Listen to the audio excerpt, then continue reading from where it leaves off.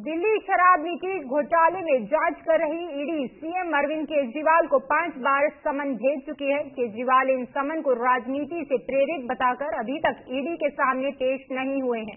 इसे लेकर ईडी ने 3 फरवरी को दिल्ली की राउज एवेन्यू कोर्ट में शिकायत दर्ज की थी, जिस पर आज शाम 4 बजे फैसला आ सकता है। उधर कोर्ट में ईडी की शिकायत को लेकर दिल्ली की शिक्षा मंत्री आतिशी ने आज कहा कि भाजपा और मोदी अपने विरोधियों को खत्म करने के लिए ईडी का इस्तेमाल कर रही है और केजरीवाल इस लिस्ट में पहले नंबर पर हैं। बता दें, ईडी ने केजरीवाल को 5वां समन भेजकर 2 फरवरी को बुलाया था।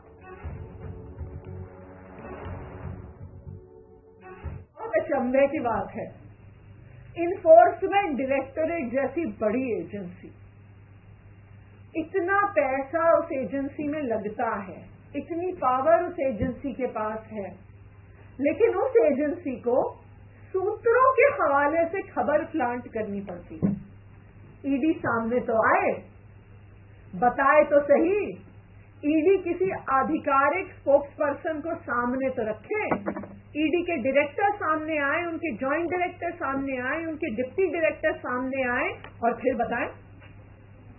कम से कम अपने लेटर हेड पर तो लिख के भेजें। व्हाट्सएप पे भेजा हुआ मैसेज फ्रॉम ईडी सोर्सेज को किस आधार पे माना जा सकता है? ये साफ साफ कंटेम्प्ट ऑफ कोर्ट है और यही कारण है कि ईडी सामने नहीं आ रही है।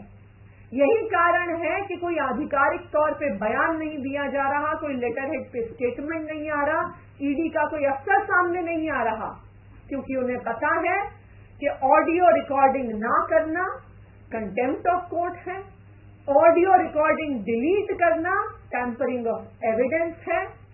या तो एक हुआ है या दूसरा हुआ है। दिल्ली शराब नीति घोटाले में जांच कर रही ईडी सीएम अरविंद केजरीवाल को 5 बार समन भेज चुकी है। केजरीवाल इन समन को राजनीति से प्रेरित बताकर अभी तक ईडी के सामने पेश नहीं हुए हैं।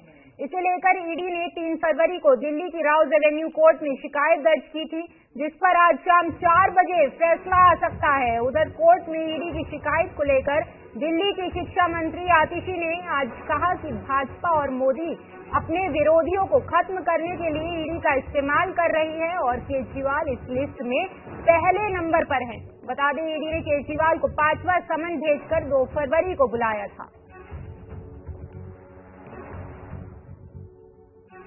अचंभे की बात है, इन्फोर्समेंट डायरेक्टरेट जैसी बड़ी एजेंसी, इतना पैसा उस एजेंसी में लगता है, इतनी पावर उस एजेंसी के पास है, लेकिन उस एजेंसी को सूत्रों के हवाले से खबर प्लांट करनी पड़ती है। ईडी सामने तो आए, बताए तो सही, ईडी किसी आधिकारिक स्पोक्स पर्सन को सामने तो रखे, ईडी के डायरेक्टर सामने आए, उनके जॉइंट डायरेक्टर सामने आए, उनके डिप्टी डायरेक्टर सामने आए और फिर बताएं। कम से कम अपने लेटर हेड पर तो लिख के भेजें। व्हाट्सएप पे भेजा हुआ मैसेज फ्रॉम ईडी सोर्सेज को किस आधार पे माना जा सकता है? ये साफ साफ कंटेम्प्ट ऑफ कोर्ट है और यही कारण है कि ईडी सामने नहीं आ रही है। यही कारण है कि कोई आधिकारिक तौर पे बयान नहीं दिया जा रहा, कोई लेटर हेड पे स्टेटमेंट नहीं आ रहा, ईडी का कोई अफसर सामने नहीं आ रहा, क्योंकि उन्हें पता है कि ऑडियो रिकॉर्डिंग ना करना कंटेम्प्ट ऑफ कोर्ट है, ऑडियो रिकॉर्डिंग डिलीट करना टैंपरिंग ऑफ एविडेंस है। या तो एक हुआ है या दूसरा हुआ है।